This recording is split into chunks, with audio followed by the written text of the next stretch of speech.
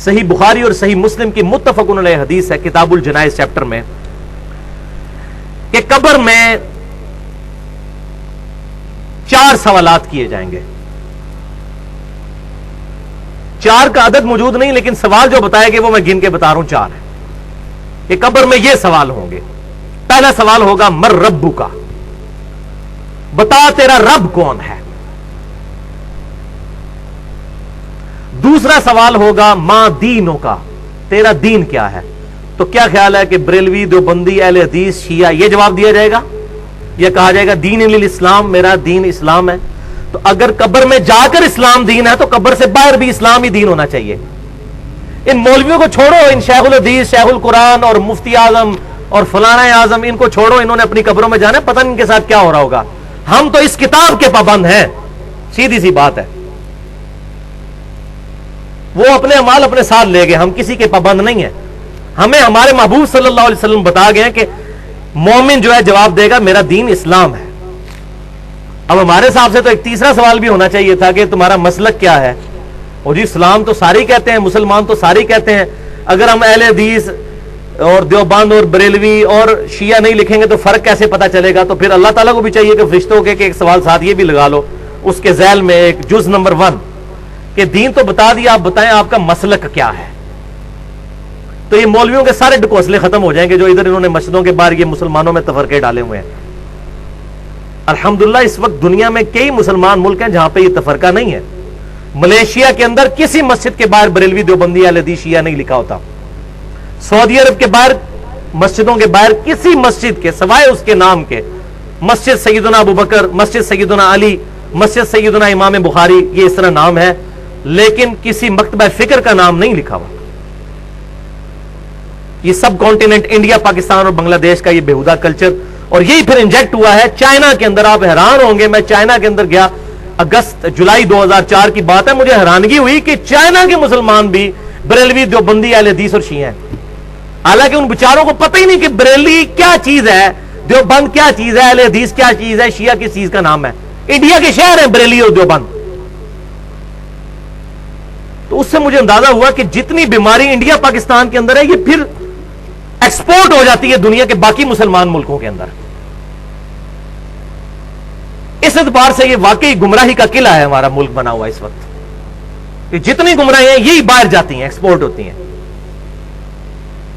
اچھی چیز تو بڑی مشکل سے، اب شکر ہے حق کی آواز یوٹیوب کے ذریعے پہنچنا شروع ہوئی ہے، ورنہ چینلز پہ تو کوئی بات ہی نہیں ہمارے جیسے لوگوں کو کرنے دیتا. اللہ. تیسرا سوال ہوگا ما کنت تقول فی حق ھذا الرجل، اس مرد کے بارے میں تو دنیا میں کیا کہا کرتا تھا، کیا عقیدہ تھا. یعنی نبی صلی اللہ علیہ وسلم کے بارے میں سوال ہوگا. ترمذی کے الفاظ ہیں من نبیوں کا، تیرا نبی کون ہے. تو دونوں سوال ٹھیک ہیں. اس میں جو کہتے ہیں کہ قبر میں نبی صلی اللہ علیہ وسلم آ جائیں گے، ایسی بات نہیں ہے، کیونکہ مسند امام احمد میں ایک حدیث موجود ہے. وہ شخص پھر پوچھے گا کہ آپ کس مرد کے بارے میں مجھ سے پوچھ رہے ہیں. تو فرشتہ کہے گا الذی بعث فیکم، اس شخص کے بارے میں جس کو اللہ نے تم میں نبی بنا کر مبعوث کیا تھا. پھر کہے گا مومن ہوا محمد رسول اللہ، وہ تو اللہ کے رسول محمد تھے صلی اللہ علیہ وسلم. اس میں جتنی وہ چیما گوئیاں ہوتی ہیں وہ میں نے مسئلہ نمبر 7 کے نام سے حاضر و ناظر سے متعلق فرقہ وارانہ نظریات کا تحقیقی جائزہ، اس میں نے ڈیٹیل کے ساتھ اس چیز کو ایڈریس کیا. آج محل نہیں ہے، جس کو شوق ہو وہ دیکھ سکتا ہے. تیسرا سوال ہوگا کہ اس شخص کے بارے میں تو کیا کہا کرتا تھا، یا یہ سوال ہوگا کہ تیرا نبی کون ہے. اب ان 3 سوالوں کے بعد ایک چوتھا سوال ہے. جو مؤمن ہوگا، بخاری اور مسلم کے الفاظ ہیں کہ وہ تینوں سوالوں کے جواب دے دے گا کہ میرا رب اللہ ہے، میرا دین اسلام ہے اور محمد صلی اللہ علیہ وسلم میرے پیغمبر ہیں. اس کے بعد جب وہ جواب دے لے گا تو جو مؤمن ہوگا، اس کے بارے میں مسند امام احمد میں انٹرنیشنل نمبرنگ کے مطابق 18,733 نمبر اور سنن نبی داؤد کے اندر 3,212 اور 4,753، یہ 2 حدیثیں سنن نبی داؤد میں. الفاظ آگے چلتے ہیں کہ جب وہ جواب دے لے گا تو فرشتے پھر اس سے سوال پوچھیں گے کہ تجھے کیسے معلوم ہوئے ان سوالات کے جواب. یہ چوتھا سوال ہے جو چھپایا ہوا ہے مولویوں نے، کیونکہ مولویوں کی روٹی بند ہوگی. یہ چوتھا سوال بتا دیں یہی تو اصل چیز ہے، صراط مستقیم اسی سے تو ملنا ہے۔ تو چوتھا سوال فرشتہ یہ پوچھیں گے کہ تجھے کیسے معلوم ہوا، تو نے کیسے یہ سوالوں کے جواب دے دیے؟ تو وہ مومن کہے گا میں نے کتاب اللہ پڑھی تھی تو میں نے اس کتاب کی تصدیق کی اور میں ایمان لے کر آیا۔ میں نے کیا چیز پڑھی تھی؟ کتاب اللہ۔ اور انڈیا، پاکستان اور بنگلہ دیش کا مولوی کہتا ہے قرآن و سنت ڈائریکٹ نہ پڑھنا، گمراہ ہو جاؤ گے۔ تو ان کی پبلک پھر کیا قبر میں جا کے جواب دے گی؟ قرآن جس نے پڑھا ہوگا نا، اب پتہ چل گیا کہ کس مومن نے، کون مومن ہے جس نے قبر کے اندر جا کے سوالوں کے جواب دینے ہیں، جس نے پوری زندگی قرآن پاک کو سوائے سورہ یاسین اور سورہ ملک کے، وہ بھی بغیر ترجمے کے پڑھنے کے علاوہ اس کی کوئی اہمیت نہیں سمجھی۔ اس نے خواہ کہنا ہے کہ میں نے کتاب اللہ پڑھی تھی تو تصدیق کی، خواہ تصدیق کی، اس کو تو پتہ ہی نہیں کتاب اللہ کے اندر کیا لکھا ہوا ہے۔ اتنے جھوٹ چل جان گے، کب فرشتہ نے تو نہیں جھوٹ بولیا جا سکتا، فرشتہ نے بولو گے اللہ انہوں دس دے گا، اللہ تعالیٰ بتا دے گا۔ فرشتوں کے ساتھ تو کوئی غلط بیانی نہیں کر سکتا۔ اور بخاری اور مسلم کے الفاظ اسی حدیث میں ہے کہ آپ صلی اللہ علیہ وسلم نے اس کے بعد سورہ ابراہیم جو سورت نمبر ہے 14، اس کی آپ صلی اللہ علیہ وسلم نے آیت نمبر 27 جو ہے وہ تلاوت فرمائی۔ اس کے بعد بخاری اور مسلم کے الفاظ ہیں، آپ کے قرآن پاک میں 260 نمبر پیج پہ پہلی آیت ہی یہی ہے، 260 نمبر پیج پہ،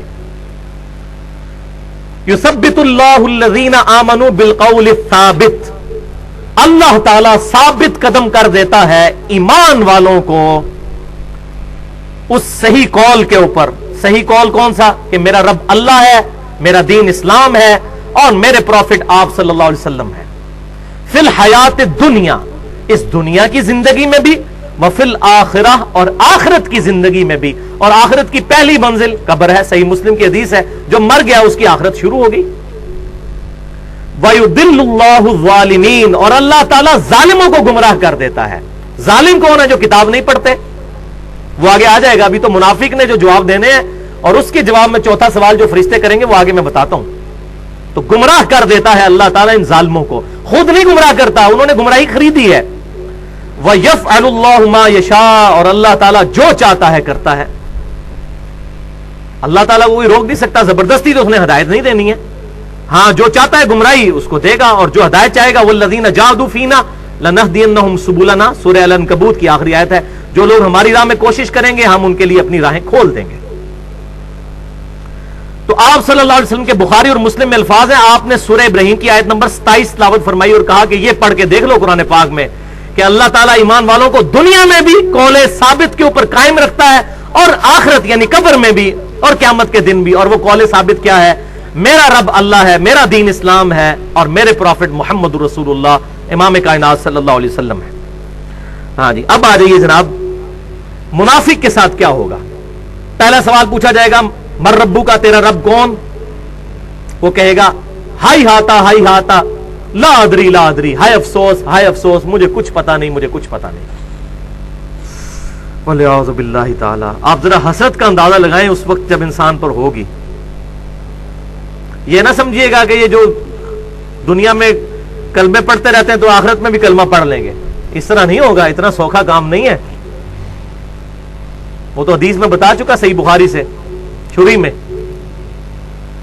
کہ جس نے میری اطاعت کی وہ جنت میں جائے گا، اور جس نے میری نافرمانی کی اس نے میرا انکار کر دیا۔ انکار کرنے والے، جس نے دنیا میں رسول اللہ کی ماننے سے انکار کر دیا صلی اللہ علیہ وسلم، قبر میں کیسے رسول اللہ کو مان لے گا وہ؟ اللہ اکبر۔ منافق سے دوسرا سوال ہوگا، وہ کہے گا مجھے نہیں پتا۔ تیسرا سوال ہوگا، مجھے کہے گا مجھے نہیں پتا۔ اللہ اکبر۔ پھر چوتھا سوال اس سے ہوگا، وہ تجھے سوالوں کے جواب کیوں نہیں آ رہے؟ فرشتے پوچھیں گے یہ چوتھا سوال منافق سے، یا وہ جو گناہگار شخص ہے اس سے۔ تو اب آگے سے سنیں وہ کیا کہے گا۔ میرا خیال ہے اکثریت اللہ معافی دے شاید پاکستانیوں کی اسی جواب پر ہوگی۔ وہ کہے گا میں وہی کہتا تھا جو لوگ کہتے تھے، سن سنا کے سنی۔ اسی تے شروع تو ہی انجی کر رہے ہیں، ہم تو شروع سے یہی کر رہے ہیں۔ میں وہی کہتا تھا جو لوگ کہتے تھے۔ یہ الفاظ بخاری اور مسلم دونوں میں موجود ہیں، اور میں انٹرنیشنل نمبر بھی بخاری کا بتا دوں 1374، کتاب الجنائز میں بخاری کے الفاظ ہیں، وہ کہے گا میں وہی کہتا تھا جو لوگ کہتے تھے چوتھے سوال کے جواب میں۔ اللہ اکبر والعیاذ باللہ تعالی۔ اب یہاں پر بات ختم نہیں ہوئی، اس لیے میں کہتا ہوں پڑھ پڑھا کے سنی بنے، سن سنا کے سنی نہیں، سن سنا کے سنی ہو جائیں گے۔ فرشتے پھر اس کو ڈانٹتے ہوئے کہیں گے تم نے خود پڑھ کر حق حاصل کرنے کی کوشش کیوں نہیں کی؟ یہ بھی اسی بخاری 1374 میں الفاظ ہیں، تم نے خود پڑھ کر حق حاصل کرنے کی کوشش کیوں نہیں کی؟ آگے پھر میں حق بجانب ہوں نا کہ پھر وہ آگے اس کو کہنا چاہیے، وہ قیامت والے دن تو کہے گا، وہ امام الانبیاء کی دعوت قرآن والے میں بھی ہے، اے اللہ ہمارے بزرگوں کو دگنا عذاب دے کہ ان کی وجہ سے ہم گمراہ ہوئے۔ تو پھر وہ کہے گا نا کہ سانو بزرگاں نے مار چھڑیا، انہوں نے دگنا عذاب دو۔ قرآن کے الفاظ ہیں، سورۃ العذاب کا آخری رکوع پڑھ کے دیکھ لیجئے، اے اللہ ہمارے بزرگوں کو دگنا عذاب دے۔ اور سورہ حامیم و سجدہ میں تو اس سے بھی سخت الفاظ ہیں، اے اللہ ہمارے بزرگوں کو ہمارے حوالے کر، ہم انہیں اپنے پاؤں کے نیچے روندیں جن کی وجہ سے ہم گمراہ ہوئے۔ اور اس پہ میں نے پورا 2 گھنٹے کا لیکچر دے دیا ہے، بالکل ننگا لیکچر، بزرگوں کی اندھا دھند پیروی کا انجام اور اس کا علاج، مسئلہ نمبر 71A کے نام سے۔ اس میں ہی میں نے ساری آیات بتائی ہیں کہ قرآن پاک میں آخرت کی ناکامی کی سب سے بڑی وجہ بغیر تحقیق کے بزرگوں کو فالو کرنا ہے، اپنے اپنے۔ ایک قادیانی اگر قادیانی بزرگوں سے ہی مسئلے پوچھے گا، اس کو ختم نبوت کہاں سے سمجھ آئے گی؟ اسی طریقے سے باقی مکتبہ فکر کے لوگ بھی اگر اپنے اپنے بابوں کے پیچھے چلیں گے، خود نہیں پڑھیں گے، اب یہ اس کو پھر آگے کہنا چاہیے کہ جی یہ تو علماء کا کام ہے پڑھنا، جس طرح کہ ہمارے مولویوں نے پٹی پڑھا دی ہے، جی علماء کا کام ہے پڑھنا۔ فرشتے کہیں گے تو نے خود پڑھ کر کیوں نہیں حق حاصل کرنے کی کوشش کی؟ آلے بھی مسئلہ ختم نہیں ہوا۔ اس کے بعد الفاظ ہیں اسی حدیث کے صحیح بخاری کے کہ پھر فرشتے اس کے سر میں مہمان نوازی کے طور پر ہتھوڑا ماریں گے، وہ بالکل زمین کے برابر ہو جائے گا۔ اور بخاری کے الفاظ ہیں کہ اس کی آواز، اس کی چیخنے کی آواز اور ہتھوڑے کی آواز زمین و آسمان کی تمام مخلوقات سنیں گی سوائے جنوں اور انسانوں کے، کیونکہ وہ شریعت کے مکلف ہیں، وہ نہیں آواز سن سکتے۔ اگر وہ سن لے تو یہ سارے بندے کے پتر نہ بن جائیں۔ روزانہ اگر ہتھوڑوں کی آوازیں آ رہی ہوں، یہاں دفنا کے آئیں اور جنازے اس کے قبرستان کے گیٹ پہ پہنچے اور دھڑل کی آواز آئے پیچھے اس قبر میں سے، تو پتہ چل جائے اتنے بڑے داڑھی والے بزرگ تھے اور تسبیحوں والے اور پگڑیوں والے اور شلوار ان کی جو گھٹنوں تک پہنچی ہوتی تھی، اتنے بڑی جماعت کے امیر بھی تھے اور یہ تھوڑا پڑ گئے ان کو، تو پھر سارے میری بات کہہ رہے ہوتے ہیں یار بزرگ پرستی چھوڑو۔ لیکن اگر یہی بات ہوگی تو کیسے؟ دیکھ کر مانا تو کیا مانا؟ ان الذین یخشون ربہم بالغیب لہم مغفرۃ واجر کبیر، بے شک وہ لوگ جو کہ بغیر دیکھے اپنے رب سے ڈرتے ہیں ان کے لیے ہے مغفرت اور اجر عظیم۔ دیکھ کر تو ساروں نے مان لینا ہے۔ اور صحیح مسلم میں الفاظ ہیں، آپ صلی اللہ علیہ وسلم نے فرمایا کہ میں نے اپنے رب سے خواہش کی اس بات کی، لیکن میں پھر پیچھے ہٹ گیا۔ میں نے ارادہ کیا کہ میں اللہ سے دعا کروں اور اللہ تعالیٰ تمہیں عذاب قبر سنوا دے، لیکن مجھے ڈر ہوا کہ اگر تم نے عذاب قبر سن لیا تم اپنے مردوں کو دفنانا ہی چھوڑ دو گے۔ یہ صحیح مسلم کی حدیث ہے۔ ابھی عذاب قبر کا ٹاپک نہیں، ورنہ اس پہ تو کسی کو شوق ہو تو مشکات المصابیح کی پہلی جلد میں ہی عذاب قبر سے ریلیٹڈ بخاری اور مسلم، اس کے علاوہ بھی تقریباً 11 مزید کتابوں سے، کتب ستہ اور باقی کتابوں سے احادیث موجود ہیں، وہ پڑھ سکتے ہیں۔